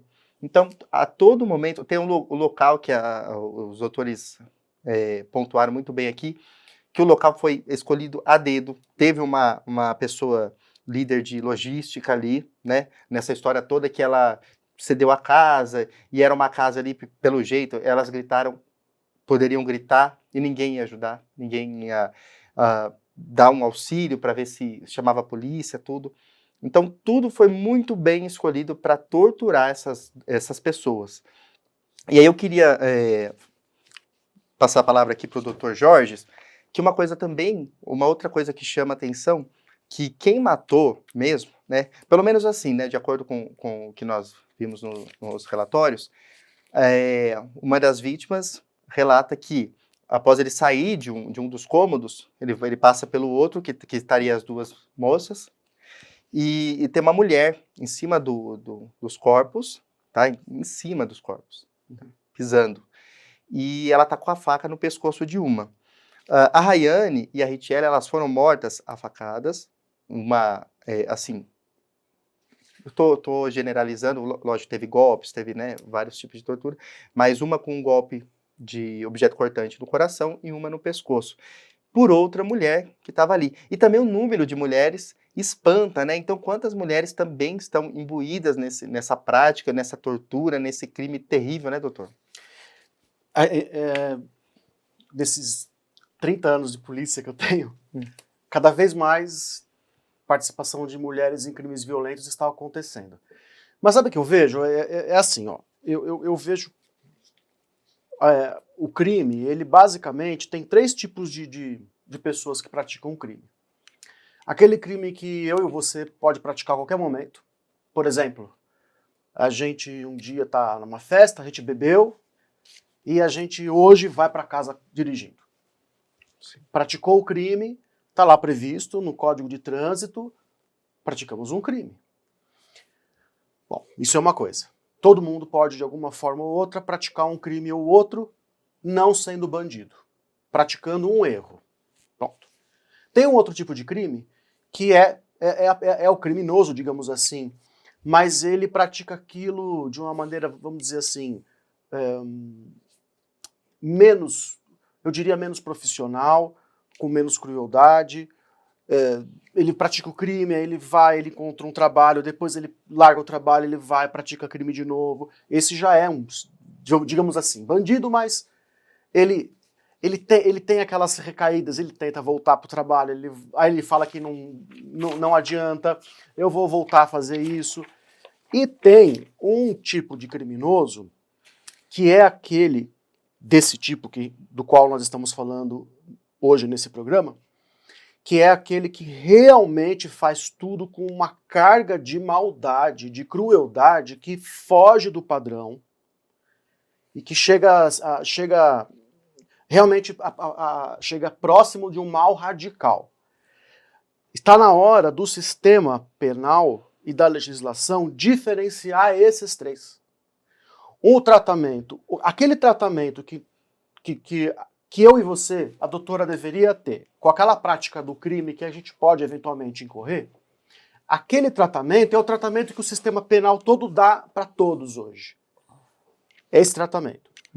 Aquele bandido, vamos dizer assim, já que é um bandido do meio, ele já deveria ter um tratamento mais rigoroso, mas realmente deveria ser dado uma oportunidade para ressocializar, para ele repensar, dar outras situações para ele e tudo mais.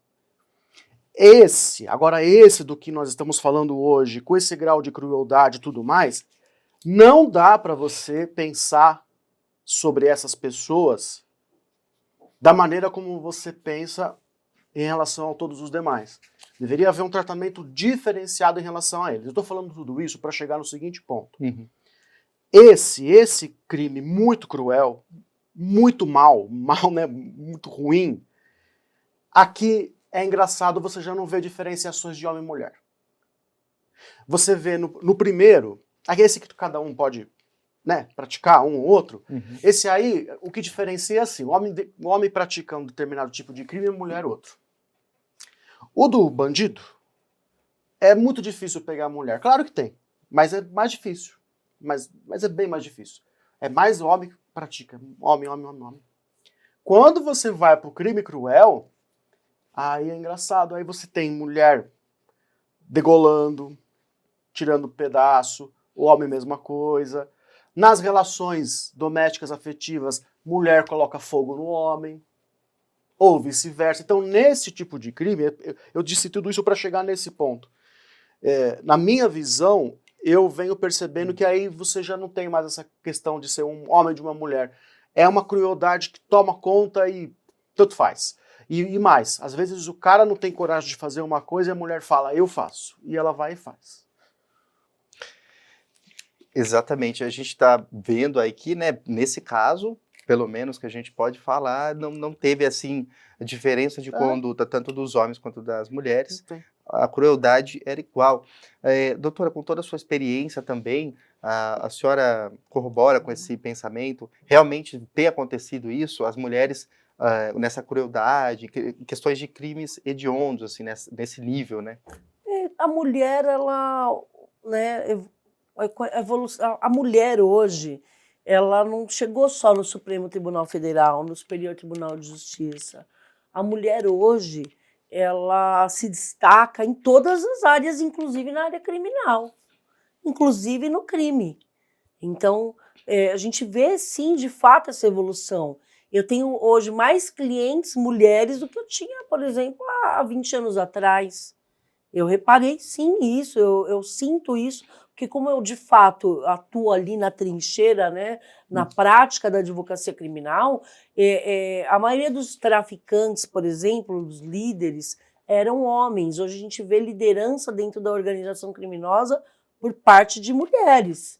Mulheres dominando o tráfico de drogas, mulheres coordenando sequestros, mulheres verdadeiras arquitetas do crime, né?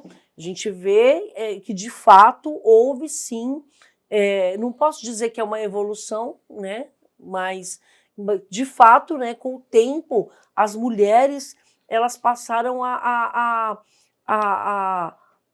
participar mais, um papel que antigamente era de uma coadjuvante dentro da empreitada criminosa, hoje a gente vê papéis de protagonistas, né, por parte de mulheres, né? Nesse caso mesmo, a gente vê qual que é a necessidade de cortar o cabelo dessas vítimas.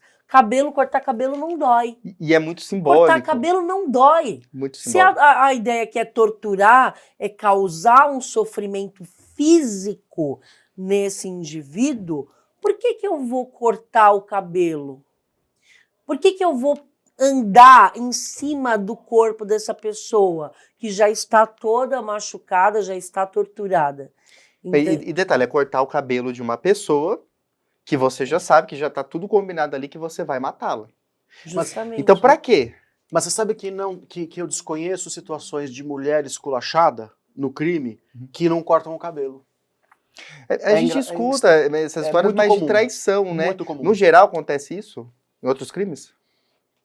Acontece. Que a gente escuta falar assim, ela era mulher do criminoso, né, esposa e tal, e aí ocorre uma traição, raspa o cabelo. Tem gente que faz até piada com isso aí nas redes sociais. Sim, isso acontece muito. Isso acontece muito. Porque o cabelo, olha aqui o meu cabelo, né? Você viu? O cabelo, isso aqui tem muito valor. Então, a mulher tem a vaidade da mulher. Quando você olha uma mulher como de repente ela quer atrair alguém, ou uma mulher que está se olhando no espelho, ela tá ali, ela mexe no cabelo. O cabelo faz parte da vaidade da natureza feminina, né? Ele traz essa referência. E a gente gasta fortunas para cuidar do cabelo. Então, ou seja, isso aqui é a minha aparência, a minha vaidade. Então, a partir do momento que você quer me deixar careca, você quer causar um sofrimento além do físico. Você quer me humilhar. Faz parte do esculacho. Eu tive um caso uma vez de homicídio e que a gente tinha certeza que tinham mais pessoas ali envolvidas, inclusive vítima. E aí a gente foi fazer umas diligências e na casa de uma das pessoas que a gente estava fazendo umas perguntas, eu vi uma moça assim, de canto, com o cabelo bem raspadinho. Eu falei, ela é a vítima. E era batata. A gente foi para cima dela, tiramos, e para cima a gente e em direção à pessoa. A gente tirou aquela mulher de lado, começamos a perguntar ela que estava no local do crime. Porque a gente viu, pô, ela tá com o cabelinho muito cortadinho, então ela foi esculachada também naquele lugar. E aí ela que fez tudo isso, toda a situação do crime vir à tona. Quer dizer, ela era realmente uma das vítimas, mas não foi morta por um determinado motivo. Os outros dois foram. E agora o que me veio aqui na mente é o seguinte, se a gente tem essa situação de esculacho, esses detalhes, pisou em cima, raspou o cabelo, é possível que a investigação ainda mostre que essas mulheres que estavam ali também, né, tem o mandante, a gente sabe que tem o mandante velho, tem o líder, que seria o Badá, mas que já tivesse alguma rixa, alguma questão dessas mulheres, né, essas criminosas, com as duas, é possível, doutor? Eu acho que é possível pelo seguinte, alguém acionou a facção criminosa, utilizando como argumento essas mulheres, ou seja, então pode ser que talvez por ciúmes, talvez porque algum homem estava seguindo, é uma candidata a vereadora, então ela tinha muitos seguidores nas redes sociais. As duas influências, As né? duas influencers. Então, talvez alguma mulher, isso é uma possibilidade, a gente está aqui conjecturando, Com certeza. mas é uma possibilidade de uma mulher ciumenta que está ali stalkeando e aí falar, olha aqui o que ela fez. Isso aqui é o símbolo do PCC. Eu vou comunicar ao Comando Vermelho para que elas sejam mortas. Então, pode ser sim que a notícia desse símbolo, dessa foto, tenha partido de uma outra mulher que comunicou à organização criminosa e solicitou providências. Quais são as providências? Mate. Que inflamou a organização criminosa. Alguém inflamou a organização criminosa. Alguém inflamou. Inflamou, porque eles acordaram de dia, vamos matar quem hoje? As organizações criminosas não agem dessa forma, independente de qual seja. Um membro de uma organização criminosa vai acordar, quem que eu vou matar hoje? Não é assim que funciona. Há uma prática de delitos, crimes contra o patrimônio, tráfico de drogas, entre outros crimes. E geralmente esses crimes que são cometidos em âmbito de tribunal do crime, eles são praticados em razão de um quadro disciplinar que há dentro da facção criminosa, e aí eles têm a regra deles, eles têm a própria lei. Não pode isso, não pode aquilo. Por exemplo, na organização criminosa de São Paulo, o primeiro comando da capital, eles têm um código de conduta lá que você não pode praticar crime contra a mulher grávida, você não pode praticar crime contra idosos, você não pode, por exemplo, assaltar as pessoas que estão aguardando no ponto de ônibus. Dentro do estatuto lá da norma daquela determinada organização criminosa, tem condutas que têm que ser praticadas. E aí, se você descumpre alguma determinada conduta, você é julgado pelo Tribunal do Crime. E as consequências, geralmente, de ser julgado pelo Tribunal do Crime são a vida da pessoa. Qualquer coisa mata. É praticamente...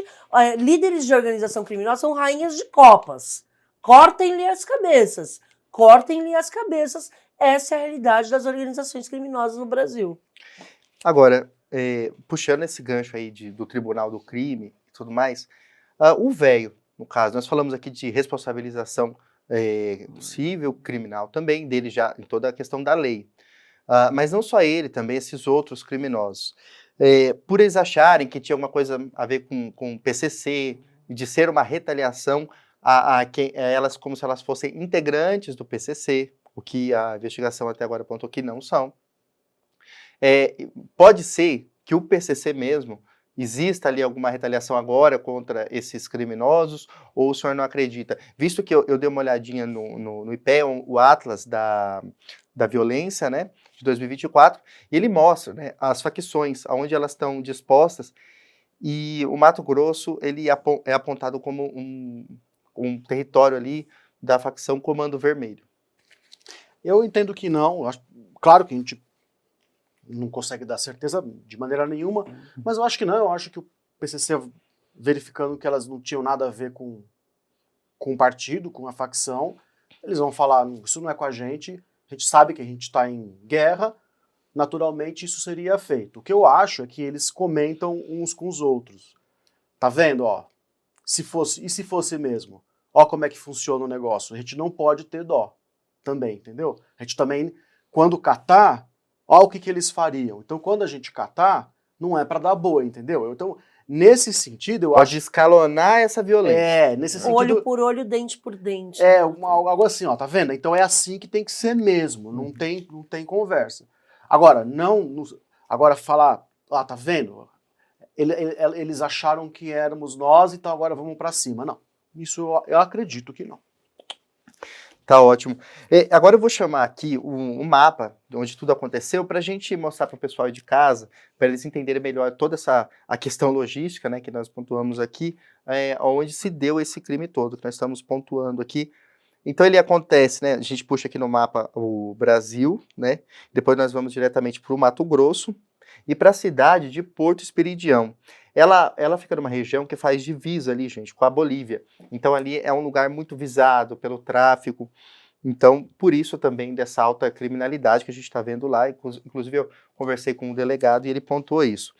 E aonde que eles são arrebatados, né? Onde que os criminosos cercam as vítimas, na Praça Beira Rio, estava acontecendo um festival lá de pesca, e eles estavam ali até a noite, e no finalzinho da noite, para a madrugada, é quando eles são raptados, né? E onde ocorre esse crime é na rua Marechal Cândido Rondon, que fica no centro de Porto Esperidião, inclusive perto da Câmara de Vereadores da cidade. Então, assim, é estarrecedor, né? Bem no centro. E aqui nós também temos onde ocorreu, para onde eles fugiram, né? Porque a metade foi presa em flagrante, teve alguns que conseguiram fugir e foram presos depois posteriormente, na Operação Circos. Então nós temos aqui o Hotel Porto Belo, na cidade de Cárceres, que é onde eles foram encontrados, com as roupas que eles compraram, né? Cheio de sacolinhas, nós temos essas imagens aí, que não tiveram nenhum tipo de remorso. E aqui é a penitenciária central do estado, né, que é onde o Norivaldo Cebalho, que seria o vulgo velho, estava acompanhando tudo por vídeo e onde ele ordena aí que esse crime aconteça. E agora, bom, nosso tempo já está chegando ao fim aqui. Eu gostaria de agradecer a participação desses dois grandes convidados aqui comigo, Dr. Jorge, delegado de Mauá, e a doutora Alessandra Girardi, mais uma vez aqui conosco. Muito obrigado aqui por vocês terem tirado todas as nossas dúvidas a respeito desse caso aqui, bem emblemático, né? Obrigada, eu que agradeço o convite mais uma vez, sempre uma alegria, sempre um prazer.